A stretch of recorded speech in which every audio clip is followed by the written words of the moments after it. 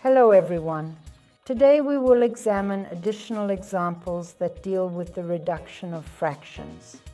But they look a little different. I will write down the first example and we will solve this example together. He appears to have a similar appearance like this. The numerical value 6/24 is equal to, in the denominator I have 8 and in the numerator here is such a record. That is, we must locate the number that is present in the numerator. How to locate this number?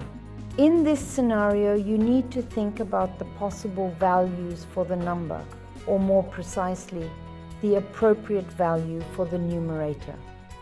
But what do you need to do to find this number? Pay attention to the fact that I had a denominator of 24 when performing the calculation. Currently, I have 8 in the denominator. So what precisely occurred at this point in time? If I perform the division operation on the number 24 and divide it by the number 3, the quotient obtained will be 8, which is the result of the division. What action should I take in that situation? Subsequently, I will be required to perform the task of dividing 6 by 3 as well. And then we will have the capability to solve this problem. The value of 6/24 will be equivalent. The division of 6 by 3 yields 2. This is the precise number we were seeking and had a requirement to find. 2/8. Once again, as a result, we obtained the fraction 2/8. But if you were unable to locate this number, what actions should you take in this particular scenario? What do we see? There was the number 24, it became the number 8. We need to find out how many times this number has decreased, so 24. 24 divided by 8 equals 3. Here's the number 3. What's next? On the 24th of June, we stumbled upon this trio of items. So I will perform the division operation by dividing 6 by 3. Which will yield the desired outcome we are seeking to obtain. And I will divide 24 by 3. Thus, the result of dividing 24 by 3 will be 8, and the result of dividing 6 by 3 will be 2. In principle, we obtained the exact same response.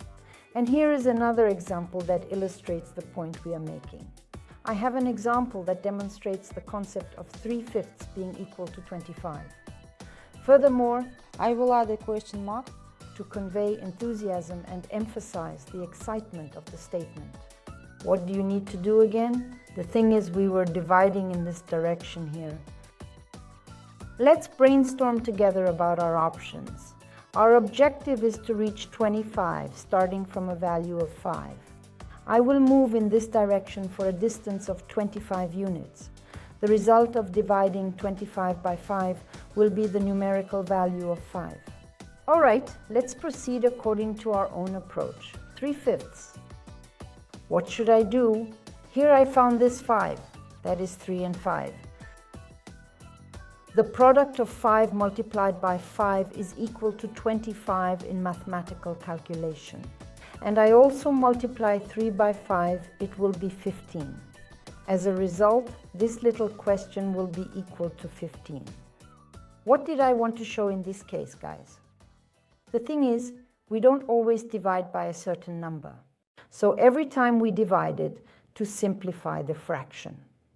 But this rule also applies when we increase the fraction. That is, we can make any fraction larger.